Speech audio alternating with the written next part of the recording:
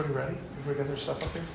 Great. Good afternoon, and thanks for being here. Appreciate everybody taking the time. What an exciting day it is, obviously, for us as a program to add a number of student athletes to our football program. But before I jump into that, I just want to talk a little bit briefly about kind of where we've been since the last time we all got together.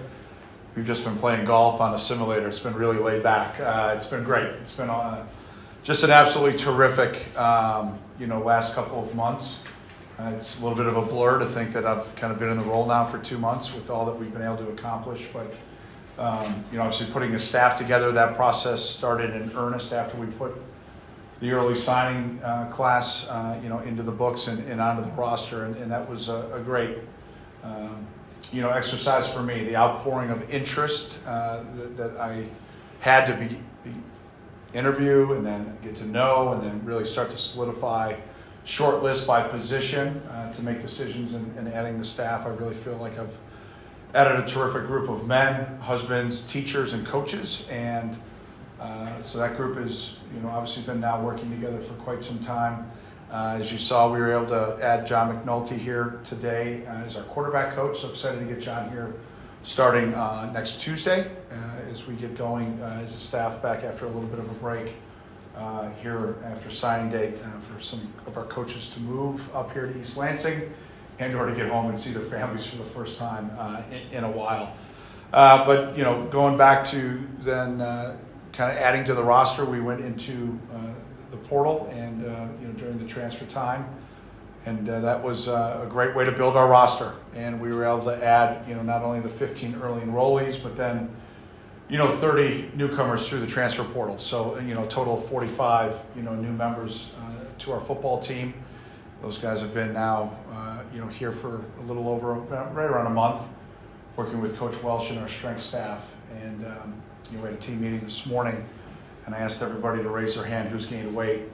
Everybody's hand went up. Who's added strength? Everybody's hand went up. So, that has been a great group to add. So winter conditioning, winter workouts are in full force, and that will obviously continue all the way through spring break. And then we'll come back for a week, kind of really go through a little bit of an acclimatization period that week before we go into the 5 weeks of spring practice. So, obviously a ton of team building going on right now, a ton of relationship building, but with that, going back to what I started with, with signing day to add Samson Gash today to the football program is a huge win. Really proud of the job that our personnel staff did. Obviously, Courtney Hawkins, a great Spartan dog, that relationship that he built with the Gash family for a number of years. And, I think our lead recruiter and Caleb, his older brother, really helped to say the least. But to have the top receiver in the state, you could argue one of the top wide receivers in the country here, along with some young men that are going to be priority walk-ons, for us, was a great first Wednesday in February. I'm old enough to remember when the class was announced today, and I went over each guy, kind of bio by bio, and then through when all of a sudden Twitter announced it before. Now it's X, so we've gone through the whole gamut. I'm not going to belabor everybody individually, but excited to have this group join our football program, and obviously we've got a lot of work to do between now and spring ball, but that's happening in earnest. So again, like I said earlier, appreciate everybody being here and love to answer every and all the questions that you may have for me.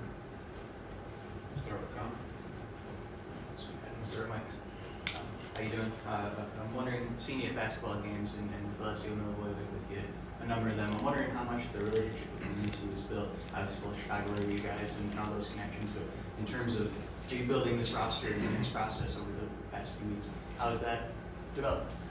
Yeah, for sure. With our players, that the 54 guys that stayed with us. Alessio was there almost at every meal that we had when we were in the portal, and for him to come back home here to East Lansing a couple weeks early from his home in Chicago, and to be a part of that. And there were Jordan Hall, there were plenty of other players, but Alessio almost seemed like he was one of two things. He was really committed or really smart, or a combination of both. He knew you get free meals, so he was there for almost all of them. But no, he cared. I mean, he really cared about who we were adding. And being a part of that, and I think that's why he's so beloved within the locker room. Just to see his care and his concern for the people that we're bringing in. So it's been great to build relationships not only with him, but the rest of the guys too. And that, has been more so kind of spot here and there as we've been on the road, and that will really kick in big time next Tuesday for our coaching staff as we're now off the road, kind of into building OD special teams installation and playbook things. So we've got a lot to do, but not a lot of time to do it. But Alessio has been great along with his teammates. And you've done a lot of team building in your career. It's kind of your forte. Is there something about doing it at a new place for the first time that makes it especially not only challenging, but maybe fun? Yeah. Can I use that word? Oh, it's absolutely fun, for sure, 100%. And we're using Wednesdays kind of for an opportunity for us to talk and educate our guys about what our values are, how we want to define those, what our expectations are around those values. We're kind of through 3 of the 10 right now. And Joel Welsh, our head strength coach, is leading those talks on Wednesdays and really just trying to instill what we want and how we want it done within the guys here in this first phase of building this team. And I believe it's going very, very well to this point. How do I feel that way? We kind of give them an exit ticket as they're leaving the meeting, like going through, and they've got to evaluate what we're talking about, what they've learned, what they've heard, and it's resonating with the guys. And then to watch the way that we're working out, and we're talking about attitude, we're talking about investment. We got through trust today, to see just the guys, and I'm sitting in the front, and Coach and I obviously put those together. But I don't want to become Charlie Brown's teacher. I don't want the guys always to hear from me. I want to be able to spread that out throughout the staff, and Coach Welsh is handling that here in phase 1. How much have you felt the momentum here in the first month or so, 6 weeks? Do you feel it around the state, both in recruiting and energy around your program? How noticeable has it been for you? Yeah, it's been great to get around the state in recruiting. I've alluded to it now numerous times, and hopefully now the high school coaches see we're backing it up. We're going to start and end our recruiting in the state of Michigan. Sampson obviously is a huge piece of that puzzle today. There were obviously other guys that we signed in December.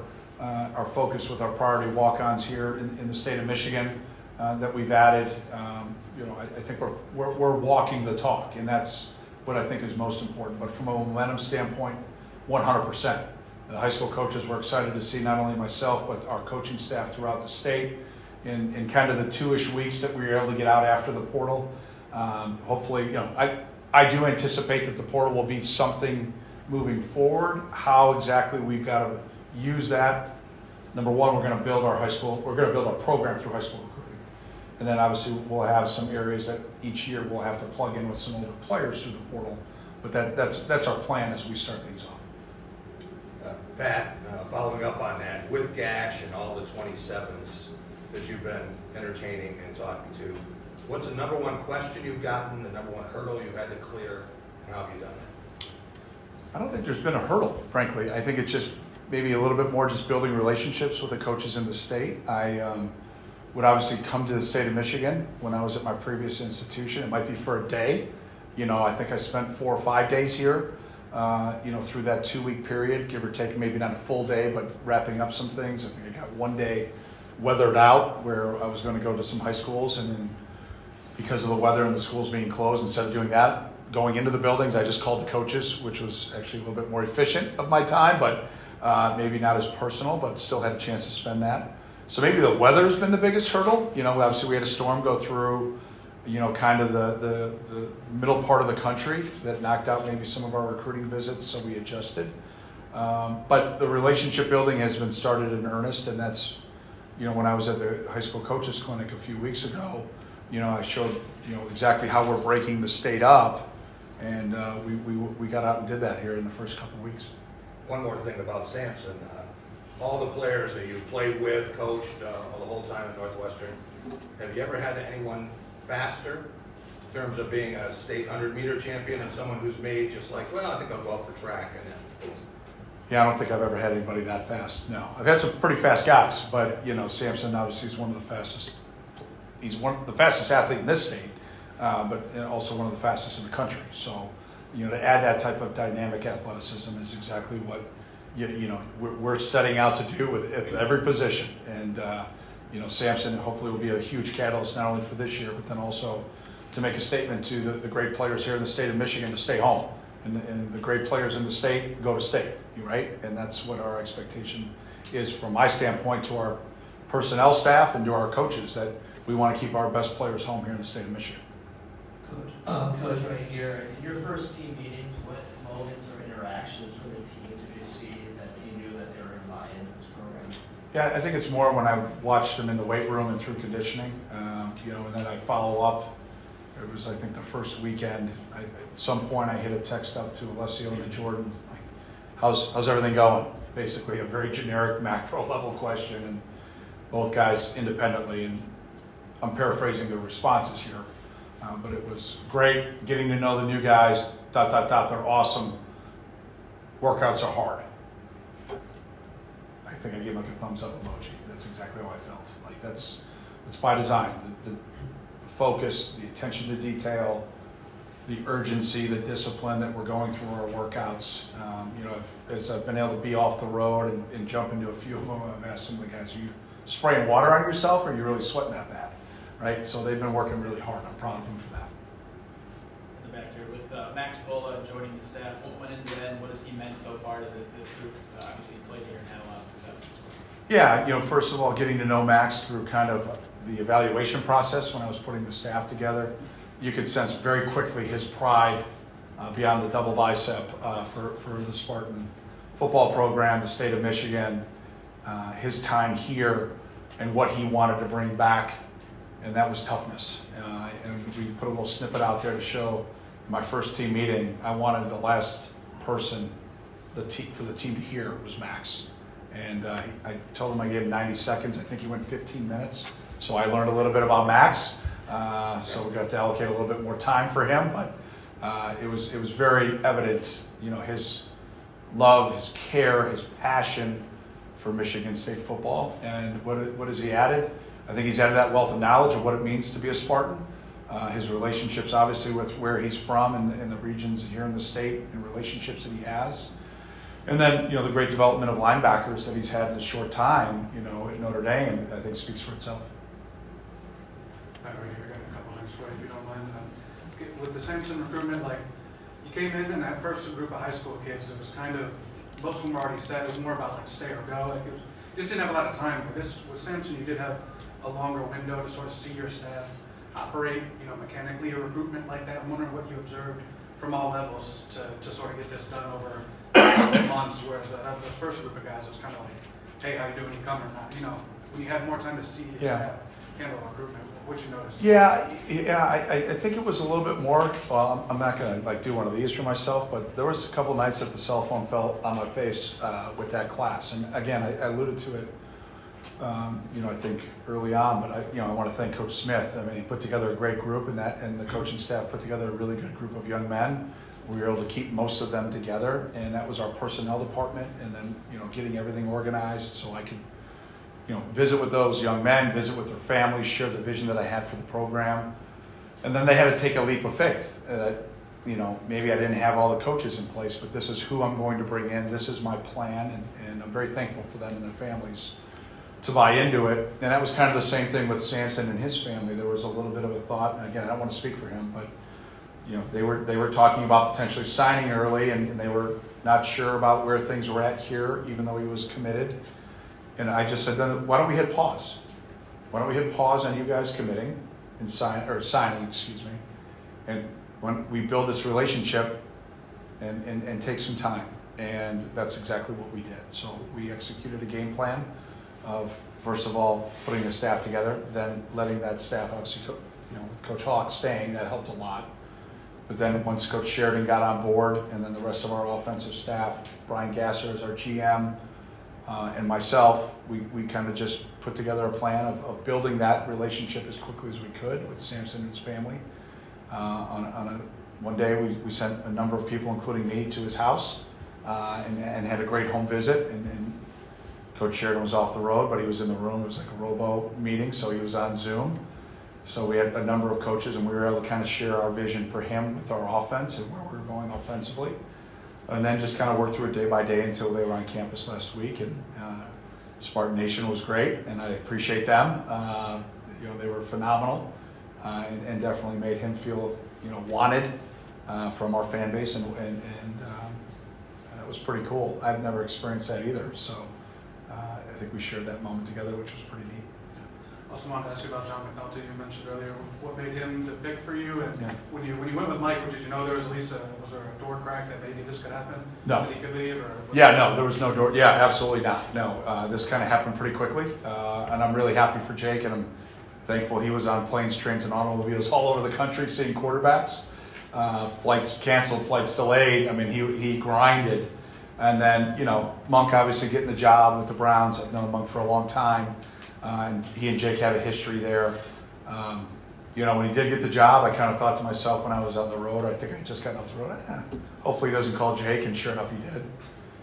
But this is a great opportunity, one that I actually encouraged Jake to take. When he called me, I said, we talked about the particulars of the job, and it was the right move for him and for his family. And so I'm very thankful for the short amount of time he was here, but also I think set the tone a little bit with our quarterbacks, and now as Nick and I kind of move forward with what we were looking for, we wanted someone with coordinating experience similar to Jake to add to the room offensively, someone with quarterback background experience, obviously that speaks for itself with John McNulty, and then someone that maybe either one of us potentially had a familiarity with, and obviously Nick and John have worked together before. So interviewed a handful of candidates, had an outpouring again of candidates interested, and I'm very thankful for that.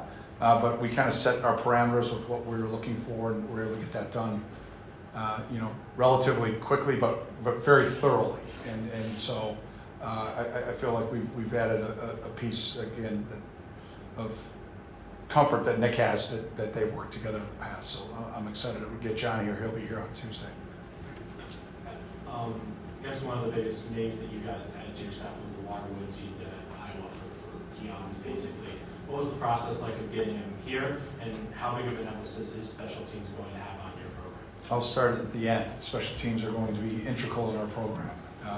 It was a huge point of emphasis going back to when I was a player, and then my first job, I was a linebacker coach and special teams coordinator at Idaho.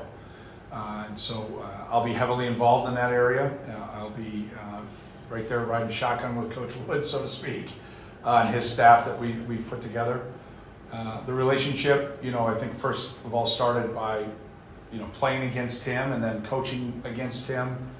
There was a high level of respect for our program and their program at my previous institution. And, then to go through the recruiting process with my son Ryan in the same class as Coach Woods' son. Stacy and I got to know he and Megan, a little bit deeper than just coaching. And then just as this role happened for me, and I identified kind of where I wanted to go, I wanted to go after the best special teams coordinator in the country. And I believe Coach Woods is that. And so I put a phone call in, and it started there, and it kind of went for a couple-week period of interview, then more recruiting. And I don't want to speak for Coach Woods, but you're right. He had an unbelievable career in Iowa and a former player there. And we just talked about where he wanted to go in his career, where I thought I could help him with that, and then where I thought he could make a huge difference in our football program. And that's already started. So just very thankful for him being here, and look forward to getting that to a place where we're said about our special teams the way we've talked about his special teams at Iowa. Great respect for the job he did there. Pat, back here. Connor mentioned that we've seen you at a lot of basketball games. I've also seen your wife and kids. What have these past 2 months been like for you and your family, just readjusting to the coaching lifestyle? Yeah, I never really left it. It was a little bit maybe more low-key for where I was at, but I was still setting up the headphones and taking them down and, helping set up food and things of that nature. It was a little bit of more of a dad than maybe in front of you all, which was a unique sabbatical, I guess I'd say. But it's been amazing for myself and for my family. First of all, to the Spartan Nation, we feel you, we thank you for the warm welcome. I mean, what has jumped out to me is all the times that I've met new people here in the greater East Lansing community or throughout the country when I've been on the road, and the Spartan Nation is across the country. I'll be in a high school and there'll be someone who works at the school and go green, you know. I'm like, hey, did you go to Michigan? You know, did you go to Michigan State? And there'll be a conversation struck. So that's been amazing. Yeah, I kind of like basketball. I kind of like hockey. So I'm going to try to make the women's game tonight if I can. I've got some things I want to get done. And I've got a little bit more flexibility with Stacy and Brendan in Northfield with Brendan playing basketball. So they're pretty busy. But it's been great. It's been a lot of fun. My boys have loved it. They've had a blast. When I was, we had an awesome day when Brendan came up for our junior day. And my son Jack came with Stacy, so I had 2 of my 3 boys here. And we did basketball in the morning, went to a hockey game at night.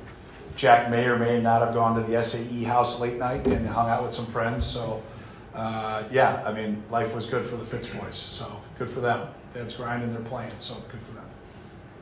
Yeah, Tom Izzo's had a long-standing mantra, more than 5-star players. Give me guys that are dying to be here. And that can be deceptive. I've had to go a lot of places, but I couldn't play.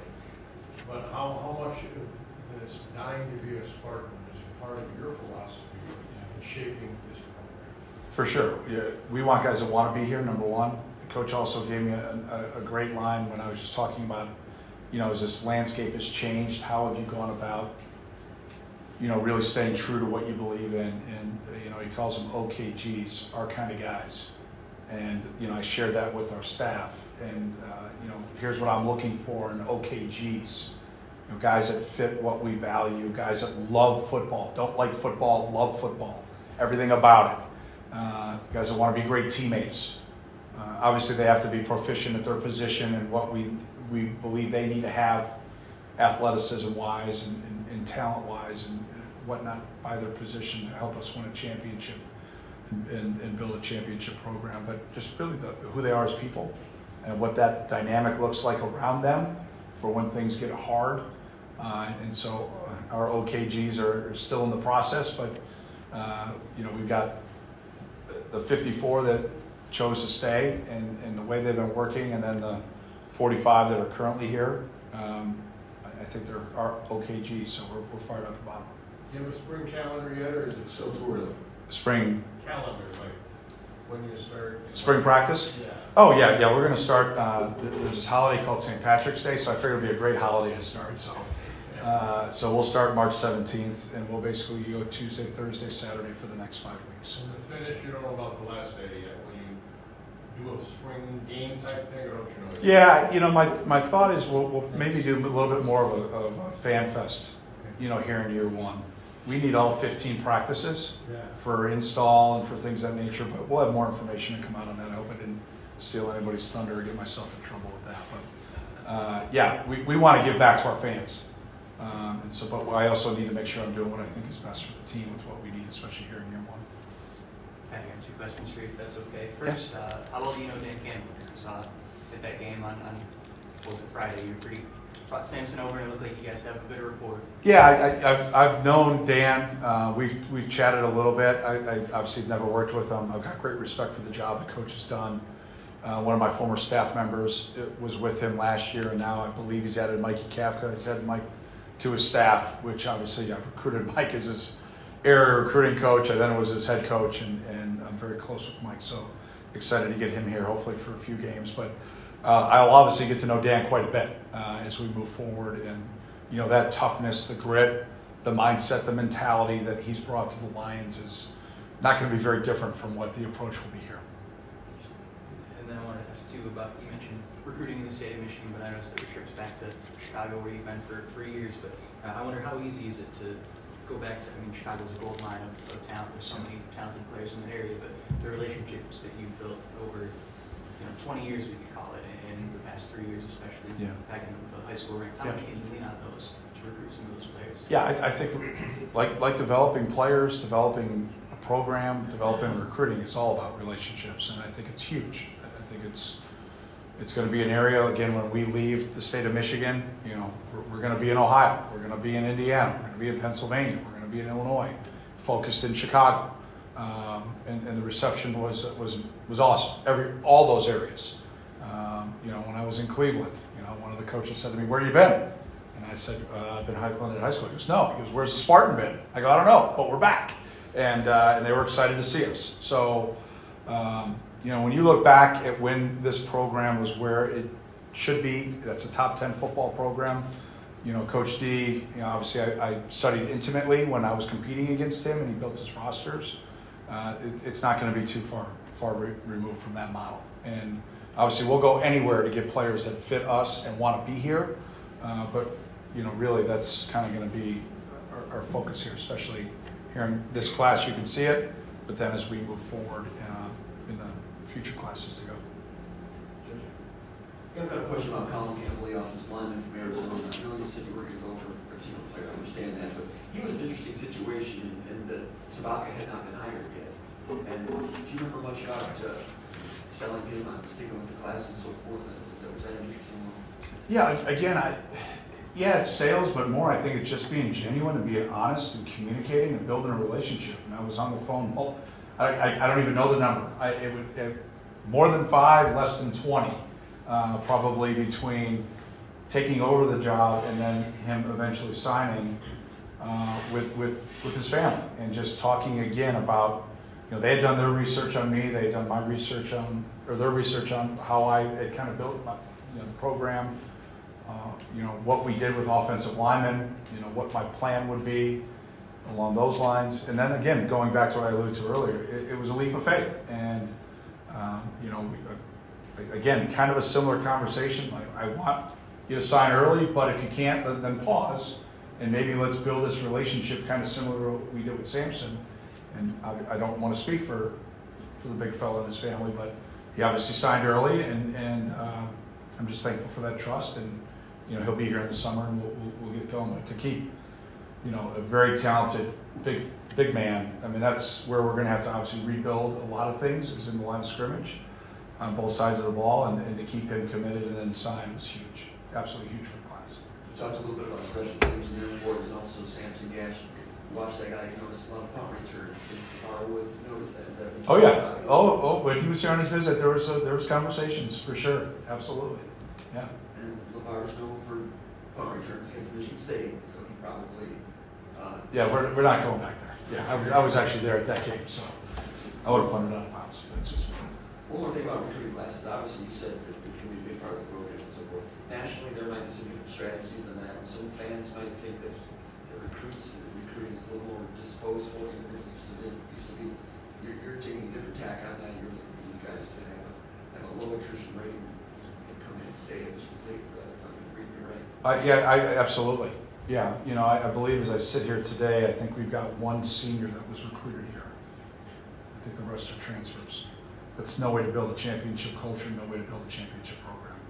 So we are going to be fanatical in building our relationships with our players. We're going to set very high standards, very high expectations, but we are going to be fanatical with building these relationships. And I think if you start that in high school recruiting when a young man is 15 or 16, you're going to be able to build that culture and have that rock set and that solid foundation of your team. Will there be guys that come in and leave through the portal? Sure, it's the way it goes. It's a new day. So then you've got to be very aggressive. When you have, the number that we had this year, it was about adding competitive depth to the roster to make sure that we have, as I look back, the amount of injury that happened last year and maybe even the year before, we have to have competitive depth. And that was our focus in getting guys out of the portal with production over potential. And almost all of these guys have put it on tape. I mean, varying degrees and levels of degrees of that, but we were able to see what they did, how they did it, against the level of competition that they were competing against. And then being able to project where they may be for the guys that have multiple years, with when we put them into what our development process is, where we think they can be this fall and then the falls in the future. And then the guys that, for maybe had 1 year left, we really wanted to focus on guys that were going to come here to compete to start. And that was kind of how we went about it. So it's not just high school, that's it, that there's a whole plan that goes along with it. But I would prefer not to have it be the numbers that we had this year and have to go get 30 every year. I do not anticipate that. If it does, we'll adjust. But the portal will be a part of it every year because it's just the nature of the beast now. We have 3 more here. On your you're right over here. I just wanted to ask, you mentioned him a couple times, and it sounds like there's kind of a point of effort to have him set the culture with the values days or whatever they call it. Just Joel Welsh and his value as a strength coach and someone who, this is really, he's the one the players are probably spending the most time with right now. Identifying him and his role in sort of building his culture. Yeah, Joel Welsh is going to be essential. That role is essential in what I've always been a part of. I just believe your strength staff is your secret sauce. It's got to be right. They're going to spend as much time as anyone in our football program with our players. That was a long research project for me when I was putting our staff together. I've got great staff members that have been with me in the past, and I love them dearly. They did a great job at Northwestern for us. I'll let the production speak for itself with how we developed our guys. And I was able to bring 2 of my staff members with me, Matt Flannery and Darren Bailey. So, you know, there's a piece of that in that secret sauce right now. But, you know, I just felt during my time in the Big Ten, and this is with the utmost respect that I say this, but the strongest team year in and year out that we had to compete against was in Iowa City. And, you know, I reached out to Coach Ferentz and I dug on Joel. And that's where this started. And then I just started as many people as I could talk to about him and how he runs things and how he does things and how he carries himself. And really what I felt strongly that we needed when I got here from the, like I said earlier, the standards, the expectations, the urgency, the discipline, and then being fanatical. That's where I got this. He was the one that said that to me. What's our plan to get our team where it needs to be? And he goes, we need to build fanatical relationships with our players.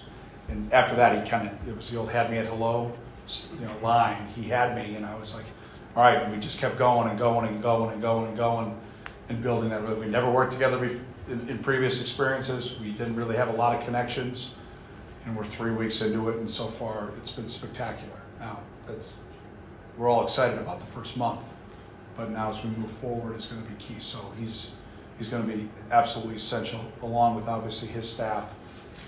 Everything that we have in that area, nutrition, sports science, mental health, mental skills, all those types of things, athletic training.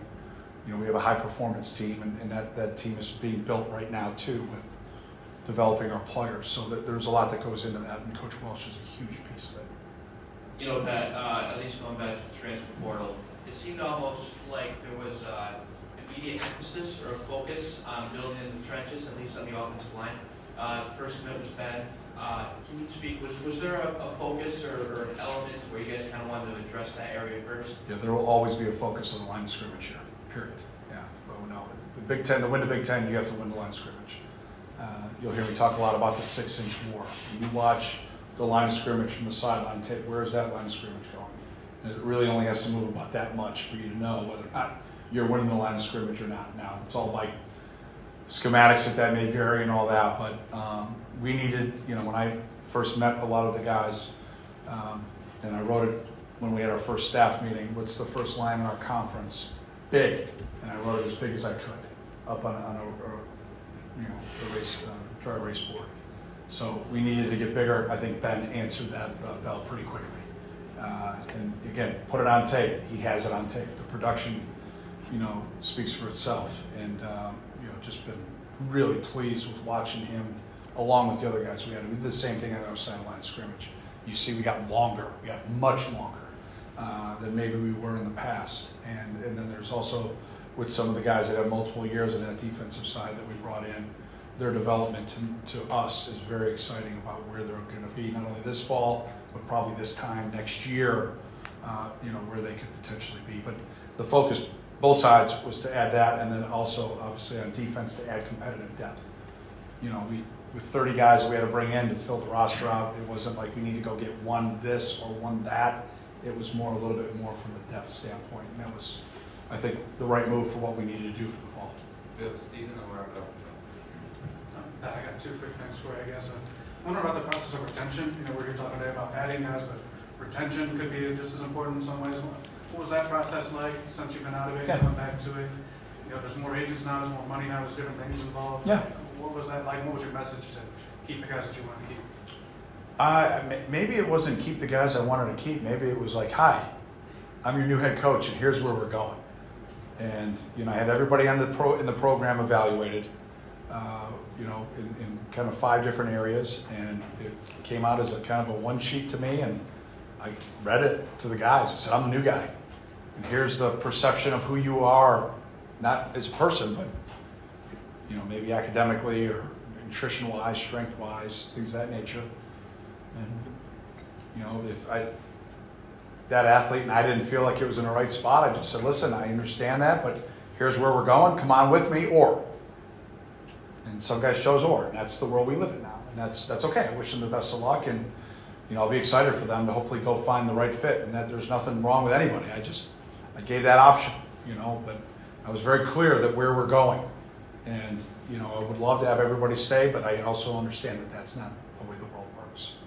So I didn't look at it from like any other way than that way. Like, this is where we're going. You want to be a part of it? Great. If you don't, we'll help you in any way that we can.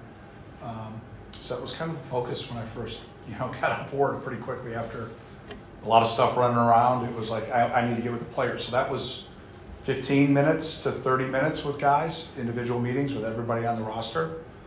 And then we were able to kind of put together where we thought that kind of played out, where we thought guys may stay or may go.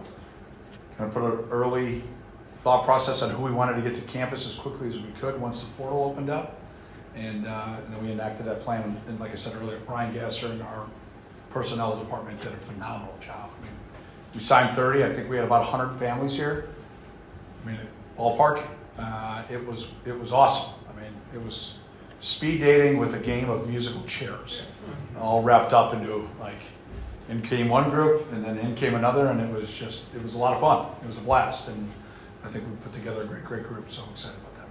I did also want to ask you about Charles Brown. I don't know how much you've gotten to know him yet, but recruiting a guy who's been here before and is now coming back, I'm just wondering what that was like for you. Yeah, I love Chuck. I got to know him, the smile, he's gregarious, and that started from Joe Rossi.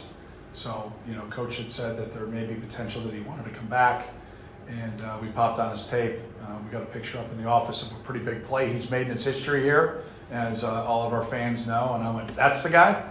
Yeah, we'll take him. I love it. So then I got to speaking with him, and he's a dynamic playmaker. To get him back here as a Spartan, we're excited about it. Pat, when you talk about staff assembly, you have a high-profile volunteer assistant coach in Tom Izzo. When you bring players in, and besides shaking hands with Dan Campbell or seeing a Gibson or a Garvey across the way, what does it mean that basketball coach like his would spend time before a game talking to your guys and do that so shortly before tip-off? Yeah, Tom Izzo is one of one. There's no one like him in college athletics. And I spoke with, I think I sent him a text the next morning. I think things are going well. Thank you for doing that pregame. And then I got a call the night, like when he was free. Are we getting him or not? Like the competitive juices are going. So, and then I sent him a text alerting that we got him and he was fired up. So, he's allowed. Yeah, he's one of one. There's no one else like him in college athletics, and I'm thankful he's one of one for us. I would never categorize him, no offense, as an assistant coach. I'm his assistant, and whatever he needs. He needs me to carry his golf bag, I'll do that. But the way he's opened his arms, his family's opened their arms for Stacy and I, the way the basketball program has opened their arms for our staff has been phenomenal. And we're really thankful for that. And every chance I get when I'm off the road, I'm going to be a part of trying to cheer them on to be successful. And there's nobody else like him in college athletics. And we're thankful that he's a Spartan, and I'm thankful that I'm his colleague. Thanks, Coach. Appreciate your time. Okay. Thanks, everybody. Go Green.